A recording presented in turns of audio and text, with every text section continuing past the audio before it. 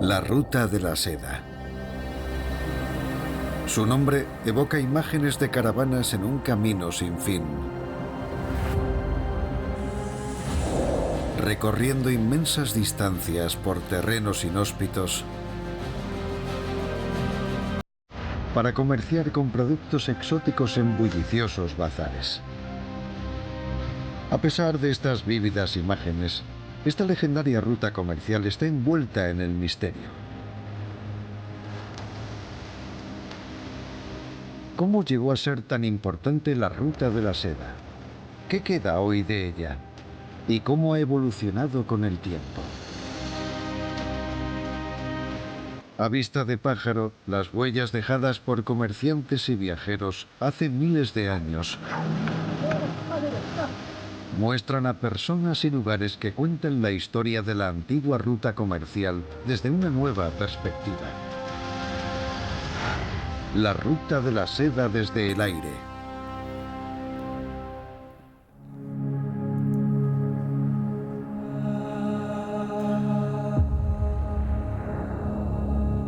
A pesar de su nombre, la Ruta de la Seda no era un único camino,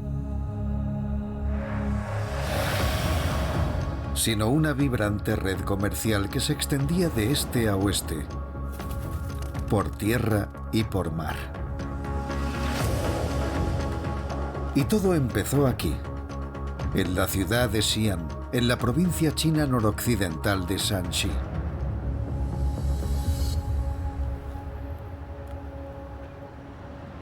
Antiguamente conocida como Chang'an, la ciudad fue capital de diferentes dinastías durante más de un milenio.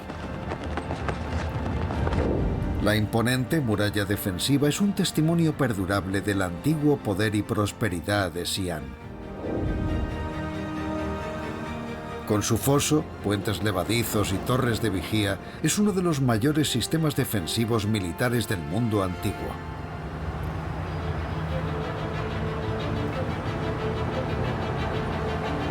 A principios del siglo II a.C., el emperador Wu, de la dinastía Han, envió uno de sus funcionarios a las regiones del oeste con la misión de establecer nuevas alianzas. El diplomático Chan Qian partió hacia territorios desconocidos, pero fue capturado y pasó más de una década encarcelado. Aunque no consiguió formar alianzas, Chan Qian regresó cargado de historias de países desconocidos y atrayentes oportunidades comerciales. Sus viajes allanaron el camino para el intercambio de culturas y mercancías entre China y Occidente. La misión de Chan Qian marcaría un punto de inflexión en la historia china, dando origen a la creación de una red de rutas comerciales entre Oriente y Occidente, conocida como la Ruta de la Seda.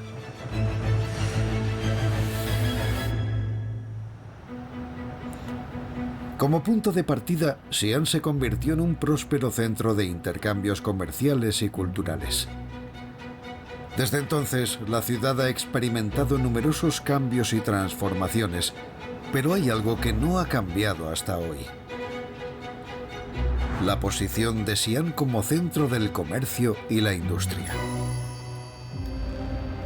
Y no hay mejor ejemplo de ello que el Parque Logístico y Comercial Internacional de Xi'an.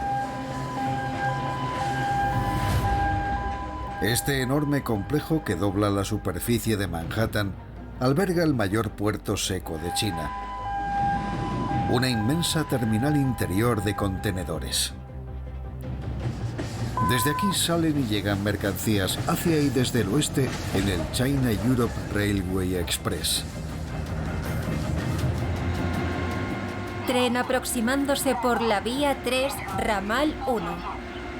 El China-Europe Railway Express está formado por los trenes de mercancías que operan entre China, Europa y los países de la llamada Iniciativa de la Franja y la Ruta. Normalmente estos trenes cruzan Asia Central y desde allí se dirigen a Europa. Esta línea ferroviaria de larga distancia continúa una tradición de miles de años de transporte de mercancías desde Xi'an, aunque ahora goza de la capacidad logística y la maquinaria pesada modernas. Estos trenes pueden medir casi 800 metros de largo y transportar hasta 3.000 toneladas de carga. Harían falta 14.000 camellos para transportar un volumen de carga similar. Los trenes suelen exportar componentes electrónicos y vehículos ensamblados, además de materias primas y productos agrícolas, como vino, productos alimentarios no básicos y chocolates. Igualmente, importamos una gran variedad de productos. El China Europe Express transporta más de 4 millones de toneladas de mercancías al año. Incluso totalmente cargados, estos trenes pueden alcanzar velocidades de 120 km por hora en su viaje hacia el oeste. La locomotora 1 está a la espera de la salida del 8153. Recibido.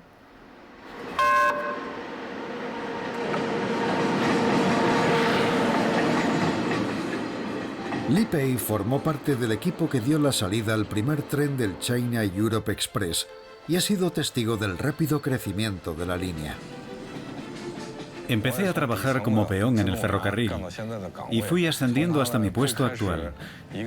Al principio solo operaban 2 o 3 trenes al mes. El año pasado alcanzamos la cifra de 4.600 trenes.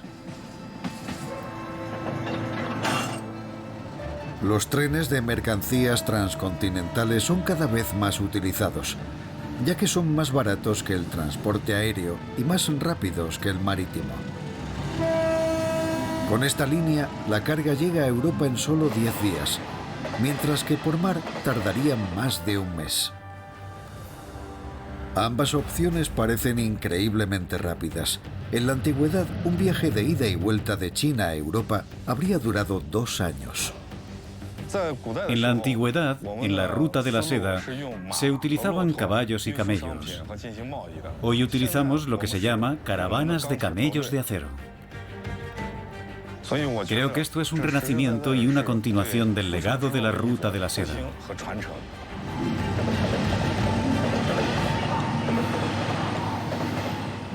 Del mismo modo que los medios de transporte han ido cambiando a lo largo de los siglos, también lo han hecho las formas de comerciar. Este es el siglo de la tecnología. Tenemos teléfonos inteligentes, iPads, ordenadores, de todo. El mercado de hoy en día ya no es un bazar físico, sino digital, donde los clientes pueden comprar con solo pulsar un botón. Hacemos sesiones de streaming en directo en plataformas de redes sociales a las que pueden conectarse desde todo el mundo. Originaria de Armenia, Ana vive y trabaja en China, donde ahora es presentadora de sesiones de streaming. Hola a todos, espero que estéis bien. Hoy tenemos un conjunto de yoga de manga corta y secado rápido. Tiene un color precioso y el tejido es súper agradable. Como veis, me sienta muy bien. Les enseño las prendas con todo detalle. Hablo del tejido, de las tallas, los colores y si les gusta, pueden comprarlo al instante. Es tan rápido que se tarda unos segundos. Solo por esta vez podéis conseguirlo por $25, ¿no, Sam? 20. ¿20? Vaya, qué oportunidad. Hoy el comercio electrónico representa casi 1/5 parte del total de ventas en todo el mundo. Es súper cómodo porque pueden comprar cosas de diferentes países, sea de donde sea, de Europa, de Asia o de otros países. Separados por siglos, el comercio online y las caravanas de la ruta de la seda pueden parecer mundos totalmente distintos, pero comparten un rasgo común. Ambos crearon nuevas redes de comercio internacional a larga distancia en su época. Hace que las fronteras se vuelvan invisibles. Creo que eso es lo que impulsa la economía actual, porque ahora el mundo se basa en la tecnología y el desarrollo. Y el comercio es cada vez más fácil, rápido y fluido. China es el mayor mercado de comercio electrónico del mundo, y Europa y Asia sus mayores socios comerciales. Con los avances en el transporte, la tecnología y las cadenas de suministro, la ruta de la seda está adoptando una nueva forma. Y con ella llega una nueva gama de productos. Una de las principales exportaciones chinas son los vehículos eléctricos, y muchos de ellos se fabrican aquí, en el extremo oriental de esta ruta comercial. BYD es el mayor fabricante chino de vehículos eléctricos, con 6 plantas de montaje en todo el país. Aquí, en Xi'an, la compañía fabrica 1 millón de vehículos eléctricos al año.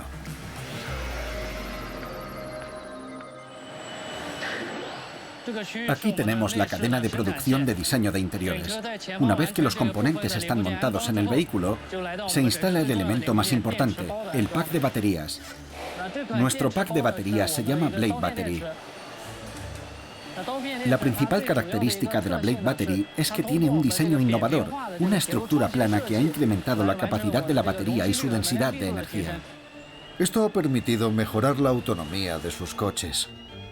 Además, su diseño plano es más barato de producir y más seguro que la mayoría de las baterías utilizadas en vehículos eléctricos. Nuestros vehículos eléctricos están equipados para incorporar en el futuro la tecnología de la conducción con inteligencia artificial. Aunque por el momento los coches siguen siendo conducidos por humanos. Actualmente estamos en la fase final de pruebas en carretera. El coche funciona con una energía nueva que lo hace más silencioso. Y es un vehículo respetuoso con el medio ambiente, sostenible y que ahorra energía. Guan está satisfecho con el resultado. Como ingeniero, ver cómo han cobrado vida nuestros esfuerzos nos hace sentir que hemos conseguido algo importante. Estos coches acabarán llegando a destinos de toda China y del resto del mundo. Puede que Xi'an se haya transformado en una próspera metrópolis, pero a pesar de la modernidad, la ciudad sigue profundamente unida al legado de la Ruta de la Seda. Esta bulliciosa calle peatonal, que atrae a miles de personas cada día, está flanqueada por edificios inspirados en la dinastía Tang.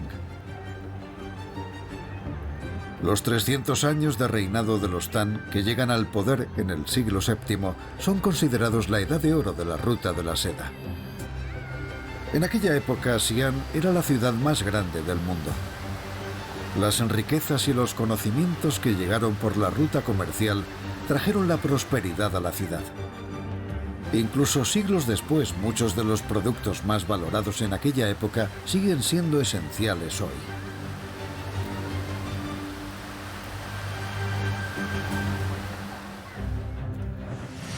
El más famoso de ellos se fabrica en Ancán, al sur de Xi'an. Aunque la seda se produce principalmente en el delta del río Yangtze, en la costa oriental de China, la ciudad de Ancán mantiene una próspera industria que representa el 90% de las exportaciones totales de seda de Shanxi.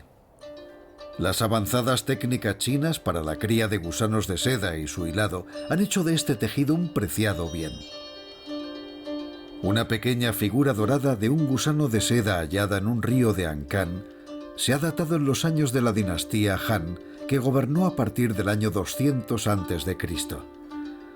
Se cree que fue un regalo del emperador a los cultivadores de seda locales como recompensa por su duro trabajo. Esto demuestra que la sericultura, el proceso de producción de la seda, ha prosperado aquí durante más de 2000 años. La sericultura era un secreto celosamente guardado en China, pero la Ruta de la Seda desempeñó un papel fundamental en la difusión de estos valiosos conocimientos. Lai Chensai, criadora de gusanos de seda, sabe exactamente lo que necesitan estos delicados gusanos de seda. Solo comen hojas de morera. Cuesta creerlo, pero son necesarios más de 100 kilos de hojas de morera para producir un solo kilo de seda.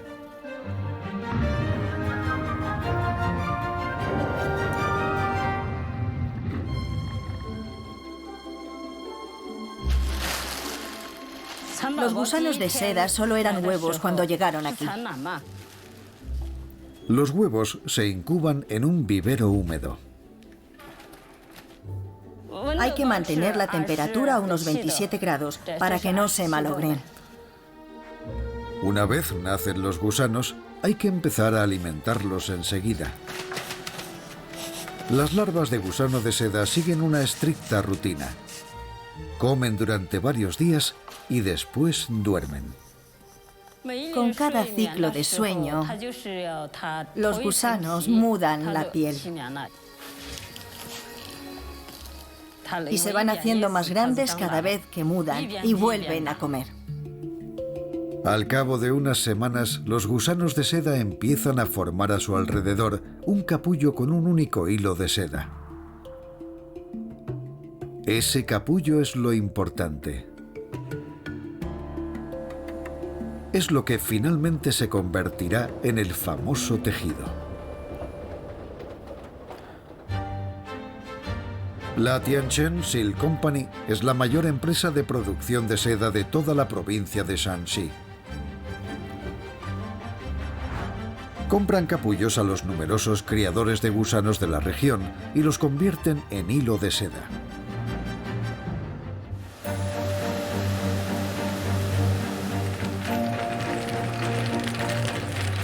Aquí es donde separamos los capullos viables de los no viables. Los capullos utilizables se hierven antes de introducirlos en una devanadora. El hervido los ablanda y despega la punta del hilo de seda.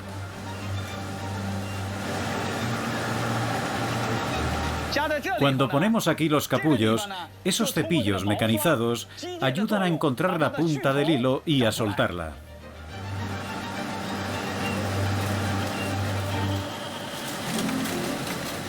La máquina desenrolla los hilos de los capullos y los combina formando una hebra de seda más gruesa.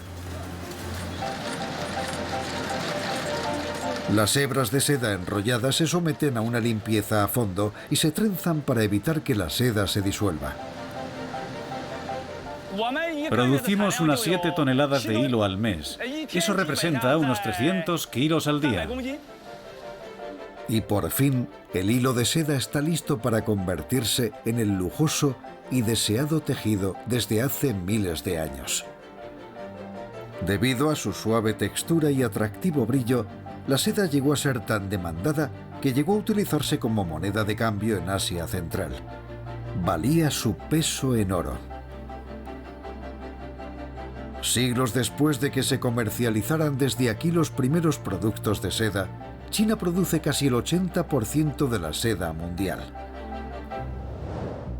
Del mismo modo que las hojas de un árbol sirven de alimento a los exigentes gusanos de seda, su corteza se utiliza para crear otro de los grandes productos de la ruta de la seda, que llevó la alfabetización al mundo y cambió el curso de la historia. En el año 105 después de Cristo, Cai Lun, un funcionario de la corte, elaboró una pasta con corteza de árbol y fibras de trapos viejos, con las que hizo unas finas hojas sobre las que se podía escribir. El emperador quedó tan impresionado con la innovación de Cai Lun que ordenó que la nueva técnica se aplicara en todo el país. Había nacido el papel tal y como lo conocemos hoy. Esta novedosa forma de fabricar papel fue un avance extraordinario. Sustituyó a otros soportes para la escritura más difíciles de elaborar, como los rollos de bambú, facilitando la comunicación y el mantenimiento de registros. Desde entonces el proceso de fabricación del papel se ha modernizado y mecanizado. Pero Ma Songzhen es una de las pocas personas que siguen fabricando papel de morera como lo hacía Cai Lun. El proceso comienza cociendo al vapor la corteza de morera en una enorme olla. Pásamela. Esta olla de vapor es bastante grande. Tiene una capacidad de hasta 500 kilos. Una vez que el agua empieza a hervir, dejamos que se haga al vapor durante unas 8 o 9 horas. Ma aplasta las fibras cocidas al vapor con un mazo antes de cortarlas en trozos más pequeños. A continuación, añade agua para formar una pulpa. El siguiente paso es el tamizado. Ma recoge la pulpa de corteza en un tamiz con un marco, creando una película muy fina. Esto es papel mojado. Esto puede parecer fácil, pero es muy difícil que salga bien. El tamizado se considera la parte más difícil de la elaboración del papel. se separan las láminas de pulpa del tamiz y se prensan para eliminar la humedad sobrante. A continuación, las delicadas hojas de papel se pegan una a una en una pared para su secado final. El pegado requiere una mano muy firme y delicada. Por suerte, Ma cuenta con la ayuda de su esposa, Zhou, que domina la técnica.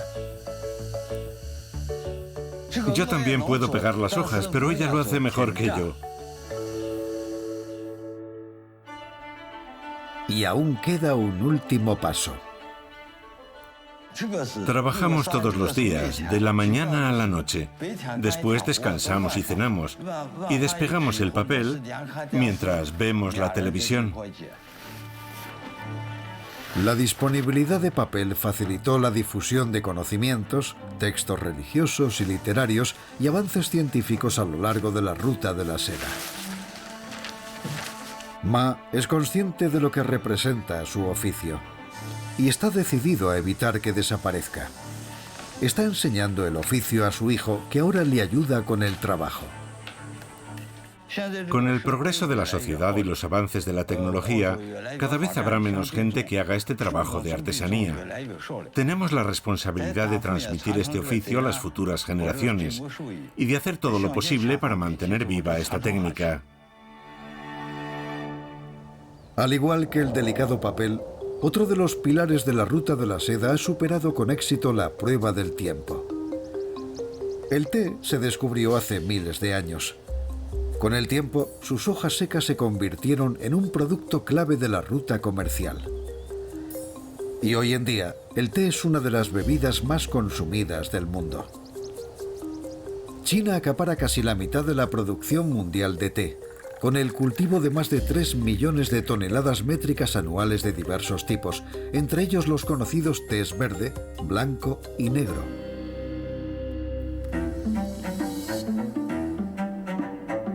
Jinjiang, a las afueras de Xi'an, fue un importante centro de procesamiento y distribución de té a distintos puntos de la ruta de la seda. Lo que empezó siendo un lugar de encuentro de mercaderes en las afueras de la antigua capital, acabó convirtiéndose en un gran centro de comercio de té. Los comerciantes de té pueden cerrar sus tratos en Jinjiang, intercambiar o vender sus hojas de té. Y después pueden volver a su lugar de origen y traer más hojas de té. Xia Chen pertenece a la 14ª generación de productores de té de su familia. La familia Xia sigue produciendo el té Fuchuan de la forma tradicional, a mano. Y asombrosamente su receta no ha cambiado en casi 400 años. El ingrediente básico que utilizamos es té negro, que es un tipo de hojas de té fermentadas. Como se tardaba tanto tiempo en transportarlo por la ruta de la seda, tenían que hacerlo fermentar. El té Fuchuan es muy nutritivo, ya que es rico en vitaminas y minerales. Esto lo hizo especialmente popular entre las tribus nómadas que se desplazaban a lo largo de la ruta de la seda. Esto es lo que usamos para glasear el té. El glaseado se vierte en una gran sartén. Se añaden las hojas de té y la mezcla se saltea durante un par de minutos. La temperatura de la sartén puede alcanzar los 200 grados. Como ponemos las hojas secas en la sartén, si no añadiéramos el glaseado, se quemarían con mucha facilidad. Después las hojas de té se moldean en forma de ladrillo. De ahí viene el nombre de este té. Chuan significa ladrillo. Estos ladrillos eran más fáciles de almacenar y ocupaban menos espacio que las hojas sueltas, por lo que se hicieron muy populares para el transporte en la ruta de la seda. El té se convirtió en una mercancía muy popular y se podía intercambiar por cualquier cosa: caballos, joyas, hierbas secas y especias. Con el tiempo adquirió prestigio y estatus, y a veces se ofrecía como un valioso regalo a la realeza y a la nobleza. Ahora estamos en la sala de fermentación. Aquí es donde los ladrillos se someten al paso más importante del proceso de producción, la fermentación. La humedad se controla cuidadosamente en el interior de la sala, no para evitar el moho, sino para favorecerlo. El té Fuchuan es famoso por la flor dorada, un tipo de hongo que crece en el interior de los ladrillos a medida que envejecen. Después de 2 semanas, aparecen unos puntos dorados en el interior de los ladrillos de té. El color dorado le valió al té Fuchuan el nombre de té misterioso en la ruta de la seda. Se atribuye a ese moho su característico sabor suave y dulce. Tras varias semanas de fermentación, los ladrillos deben secarse y envejecer. El té Fuchuan no admite prisas.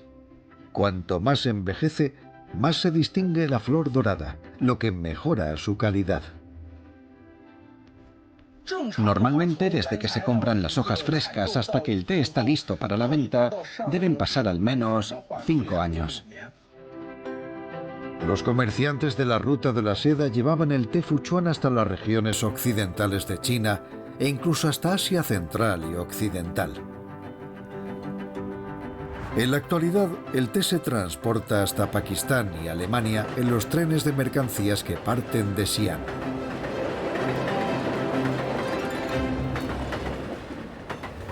En la región montañosa que se extiende al noroeste de la ciudad, siempre está presente otro icono mundial de la ruta de la seda. En Chengdu, las calles son de baldosas de cerámica y la porcelana adorna las paredes de las aldeas.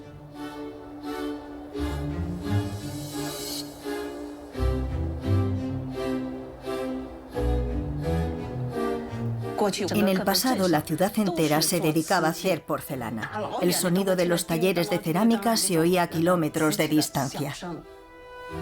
Tan bella como práctica, la porcelana china era uno de los productos comerciales más importantes de la ruta de la seda.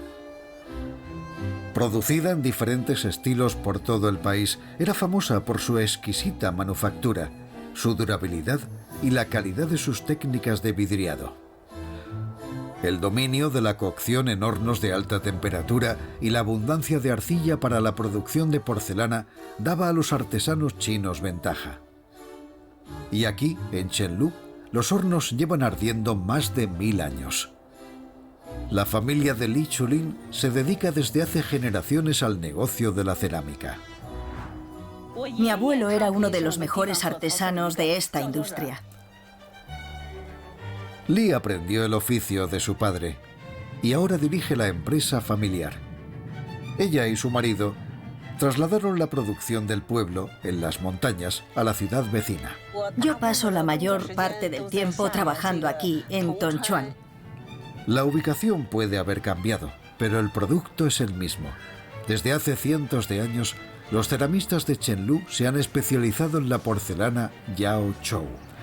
Este tipo de porcelana se originó en la dinastía Tang y se cocía en uno de sus 8 hornos, cada uno dedicado a un estilo. Es reconocible por su color verde claro y sus intrincadas decoraciones talladas. Se han descubierto antiguas piezas de porcelana de Yao Chou a lo largo de la ruta de la seda, incluso hasta en Indonesia. Este es mi marido. Aprendió la mayoría de las técnicas de mi padre. Normalmente él se ocupa de tornear y dar forma a las piezas y después yo me encargo de tallar y dibujar los detalles decorativos.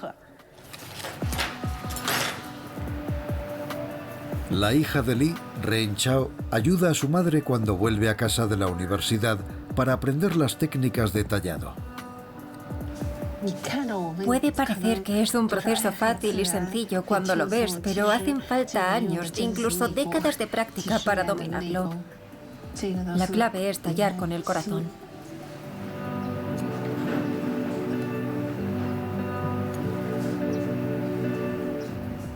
Después del tallado, pasa por el horno una primera vez. Después vidriamos la pieza y volvemos a meterla en el horno, pero esta vez a mayor temperatura. Así se consigue el característico color verde oliva de la porcelana de Yao Chou. La popularidad de la porcelana propició un próspero comercio a lo largo de la ruta de la seda. Era muy solicitada en mercados lejanos como Oriente Medio y Europa. La demanda de porcelana china en tierras extranjeras tuvo un gran impacto en la tradición cerámica mundial. Como representante de la 14ª generación de alfareros de su familia, Li siente la responsabilidad de mantener la tradición de este milenario oficio. Ha convertido el taller del pueblo en un centro de intercambio cultural, donde se imparten clases de alfarería y da conferencias sobre esta profesión en colegios y universidades cercanas. Quizá porque he estado haciendo esto desde hace tantos años, lo siento como una misión personal. La cerámica, el papel, la seda y el té eran exportaciones chinas esenciales en la ruta de la seda. Pero el flujo de mercancías funcionaba en ambos sentidos. Esto todavía es claramente visible en Baoji, una ciudad al oeste de Xi'an. Las importaciones que llegaron a través de la ruta de la seda tuvieron un profundo impacto en China, influyendo en su cultura, su economía, su sociedad y su gastronomía. Hoy en día es imposible imaginar la cocina china sin el sabor del chile. Cuando éramos niños nos daban un simple panecillo espolvoreado con chile en polvo y sal y tenía un sabor maravilloso. Y sin embargo, este sabroso cultivo era desconocido en esta parte del mundo hace apenas 500 años. Introducidos en China desde América a finales del siglo XVI, los pimientos picantes fueron inicialmente valorados por su belleza, no por su sabor. Pero pronto se convirtieron en un elemento habitual de muchos platos locales, cuanto más picantes, mejor. Y hoy, la cocina de Shanxi es conocida por sus intensos sabores picantes. Siempre que veo chiles, siento que me embarga la felicidad. Lu Huaili es uno de los mayores productores de pimientos picantes de la región. Lleva más de 30 años en esta industria. Pero su pasión por este producto viene de mucho más atrás. Mis padres ya cultivaban estos pimientos cuando yo era niño. Y yo siempre les ayudaba con la recolección de los chiles cuando llegaba la época de la cosecha. Los agricultores locales producen más de 200.000 toneladas anuales. Cuando llegaron los pimientos a Shanxi, a través de la ruta de la seda, la gente de aquí empezó a cultivar nuevas variedades y crearon una con forma retorcida. Esta variedad de forma retorcida es el llamado pimiento chin, un nombre tradicional de la provincia de Shanxi, y sigue siendo muy popular. Este es un pimiento rojo de unos 18 centímetros. Al partirlo se puede ver que tiene la piel muy fina, pero es muy carnoso y tiene un color rojo brillante. La primera mención de los chiles picantes en un texto chino se encuentra en un documento del siglo XVI que los describe como frutos que parecen pinceles gastados. Su sabor es picante y su color rojo es muy agradable. La parte más picante está en la punta. Este no es el más picante de los chiles de Shanxi, pero es uno de los más sabrosos. En la fábrica de Lu, estos pimientos se transforman en una gran variedad de condimentos: polvos, pastas, aceites o salsas picantes. Aquí tenemos los chiles frescos que hemos recogido en el campo. A continuación, los ponemos en bandejas para tostarlos y los llevamos a la máquina tostadora. Lo mejor de tostar los chiles de esta forma es que así se resalta toda la fragancia del fruto y conserva todo su sabor. Después de 36 horas tostándose lentamente, los pimientos entran en la fase final para convertirse en chile en polvo. Permanezca en el interior de la cabina. Realizando desinfección, por favor, dese la vuelta. Este es el método tradicional de moler los chiles con una muela de piedra. Normalmente añadimos un poco de aceite vegetal a la mezcla. Así se mezclan el pimiento y el aceite, y eso le da un regusto más fragante y ligeramente picante. Hubiera llevado meses transportar estos chiles a través de la ruta de la seda. Pero hoy todo va mucho más deprisa. Este frasco de 240 gramos es práctico y cómodo de transportar, así esté donde esté, siempre podrá disfrutar del aceite de chile de Shanxi. La empresa de Lu envía sus productos a todo el país, e incluso a Estados Unidos y Canadá. China es uno de los principales productores y exportadores de chiles del mundo. Como ingrediente principal o como condimento, este producto es un fragante recordatorio del perdurable impacto que ha tenido el comercio entre los países a través de la ruta de la seda.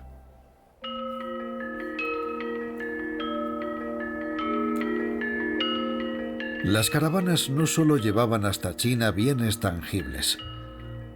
La famosa ruta comercial fue también una herramienta vital para la difusión de culturas e ideas. Los monjes que viajaban por la ruta de la seda a China trajeron consigo un nuevo sistema de creencias, el budismo, que dejaría una marca imperecedera en toda la nación.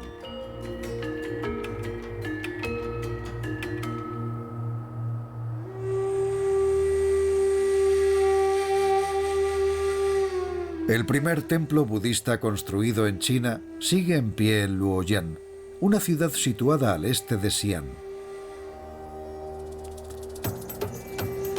Según la leyenda, en el siglo I después de Cristo, un emperador llamado Min Ti soñó con un dios dorado en el que creyó ver a Buda.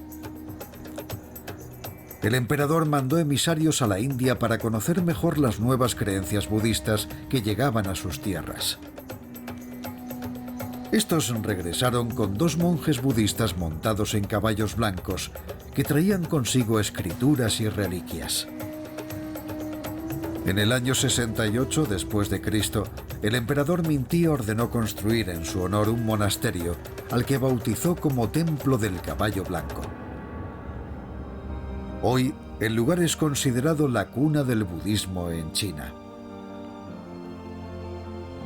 Entre las ajetreadas calles y los modernos edificios de Xi'an aún se pueden encontrar testimonios de los primeros días del budismo. La pagoda del ganso salvaje se construyó en honor a Xuanzang. Este monje del siglo VII regresó de una peregrinación a la India con cientos de cajas llenas de escrituras budistas y dedicó el resto de su vida a traducir los textos que se guardan en la pagoda. En la actualidad, miles de peregrinos acuden aquí diariamente para rendir homenaje al sabio budista.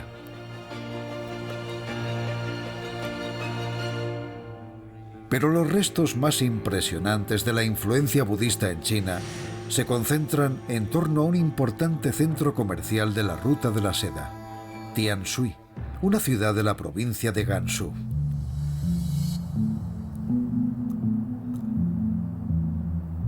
Aquí, gigantescas esculturas y cuevas excavadas en imponentes acantilados salpican el paisaje. La ruta de la seda atrajo a muchos monjes budistas. Animados por el concepto budista de generosidad, los monjes recibían ayuda de los mercaderes que viajaban por la ruta de la seda a cambio de guía espiritual. Muchos chinos se sintieron atraídos por la relevancia que esta religión otorga a la compasión, la moralidad y la paz interior.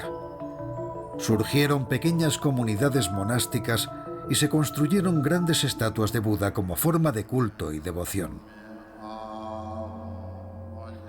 A lo largo de la antigua ruta de la seda, estas cuevas que encontramos son, en esencia, templos excavados en acantilados.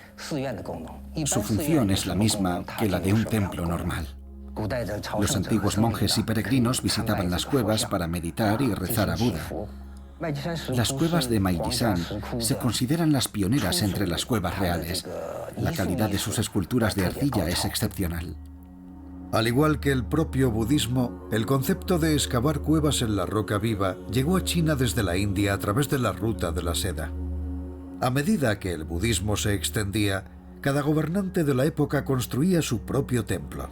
Encargaban a los mejores artistas y expertos la excavación y el tallado de las esculturas. Por eso las esculturas que tenemos aquí son de una gran calidad. Las estatuas y cuevas más antiguas datan del siglo IV. La idea era construir una cueva por cada gobernante. En la actualidad hay más de 200 cuevas con más de 10.000 esculturas, talladas durante diferentes dinastías con las características de cada época. La ubicación fue elegida por su belleza natural y porque los budistas la consideraban un lugar sagrado. Aunque su construcción en la pared de la montaña proporcionaba una protección natural frente a posibles amenazas, también supuso un gran desafío para los trabajadores. El acantilado de Maiji-san es muy alto. Se alza a 142 metros del suelo. ¿Cómo pudieron excavar esas cuevas en la pared del acantilado a decenas de metros del suelo? Para acceder a la pared del acantilado, talaron árboles de los bosques circundantes para construir andamios que llegaban hasta la cima. Con los andamios de madera empezaron a trabajar desde arriba y fueron descendiendo hasta la base. Y una vez que las cuevas estuvieron acabadas, desmontaron los andamios capa a capa, al tiempo que iban construyendo las pasarelas. Pero la altura de la montaña no era el único obstáculo. La roca misma es extremadamente dura y difícil de tallar. Pero los constructores tenían una solución para todo. Rociaban agua sobre las rocas para ablandarlas y facilitar la excavación. En la época en que comenzó la construcción de Maiji-san, el budismo se extendía por toda China. En esta misma época se fueron traduciendo un gran número de escrituras y sutras budistas, que al ser más fáciles de entender se hicieron muy populares. La difusión del budismo afectó a nuestra sociedad en todos los aspectos. La enorme influencia que tuvo el nuevo sistema de creencias en el país perdura en Maiji-san y en otros monumentos de la provincia de Gansu. Esculpida directamente en la montaña, la gigantesca estatua del Buda de Daxianshan se eleva unos 300 metros sobre el suelo. Es la estatua de Buda más alta del país. Y el formidable complejo del templo de Binlin fue tallado ininterrumpidamente a lo largo de 600 años, lo que demuestra la inmensa dedicación de aquellas gentes. Estos monumentos son testimonio de los profundos cambios culturales traídos por la Ruta de la Seda y sus viajeros.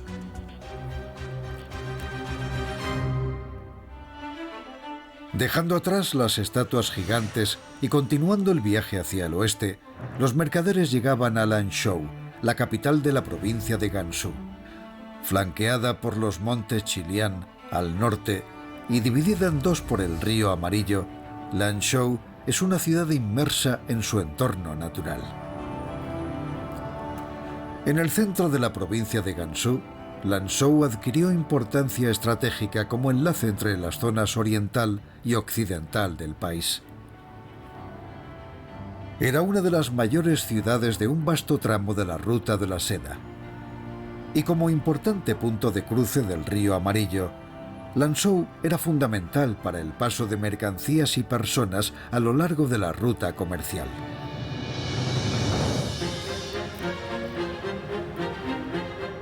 Actualmente, la ciudad ha recuperado su lugar como gran centro de transporte y logística del país, atrayendo a comerciantes como hace siglos. Pero las mercancías producidas y exportadas desde aquí han cambiado con el tiempo. En 2019 surgió en las afueras de la ciudad un enorme complejo de invernaderos, el primero de este tipo en China.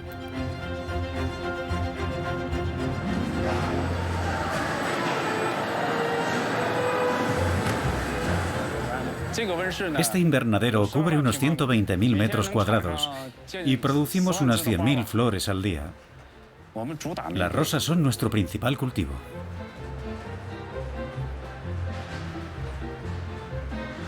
Con una superficie total de más de 300.000 metros cuadrados, esta granja produce la asombrosa cifra de 100 millones de rosas al año.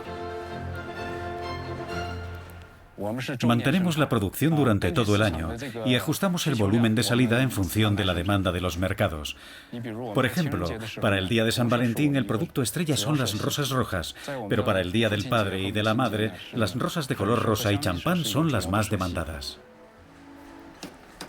La producción durante todo el año solo es posible porque el cultivo no depende del clima exterior. Nuestro invernadero funciona con un sistema de climatización inteligente totalmente automatizado. En un entorno natural que no es adecuado para las flores, la tecnología moderna está haciendo posible lo imposible.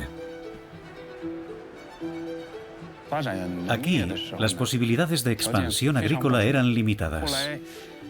Entonces nos dimos cuenta de que implantar aquí una agricultura modernizada, como el cultivo de flores en invernaderos, tenía más ventajas.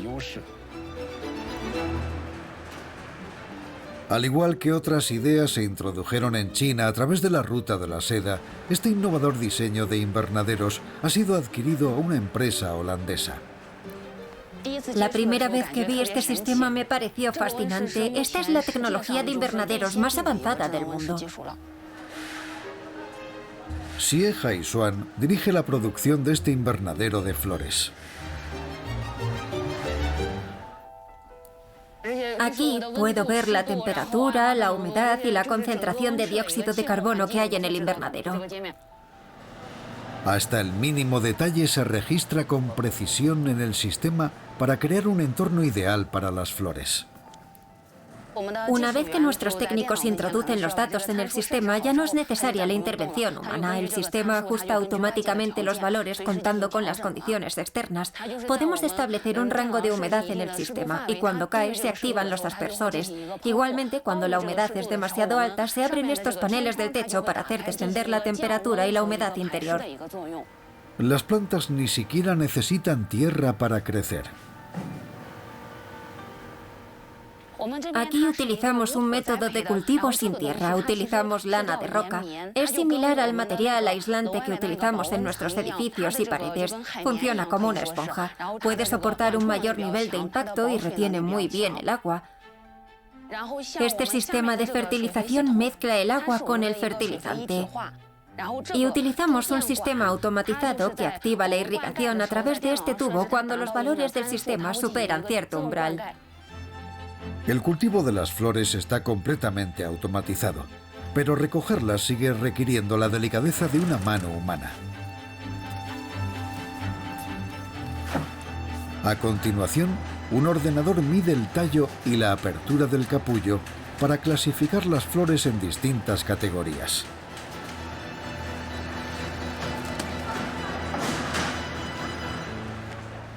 Esta es la zona de embolsado. Aquí se embolsan y empaquetan todas nuestras rosas antes de enviarlas a todo el país. La ubicación estratégica de Lanzhou la convirtió en un importante centro comercial en el pasado, y esto no ha cambiado. En 20 minutos llegas de aquí al aeropuerto. A primera hora de la tarde nuestros clientes pueden recoger las flores en sus respectivos aeropuertos. En los 2 últimos años hemos empezado a exportar flores a Japón, Corea y Singapur. Y también tenemos la mirada puesta en Europa Oriental y Asia Central para un futuro próximo.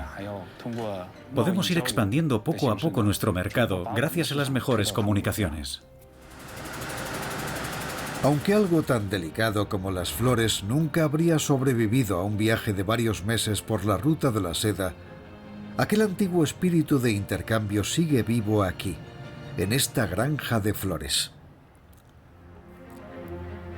La Ruta de la Seda propició un intercambio económico y cultural sin igual entre Oriente y Occidente.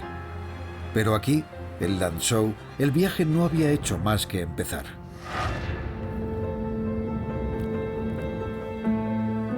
Avanzando hacia el oeste, hacia la frontera de China, las caravanas tenían que atravesar algunos de los entornos más hostiles del planeta.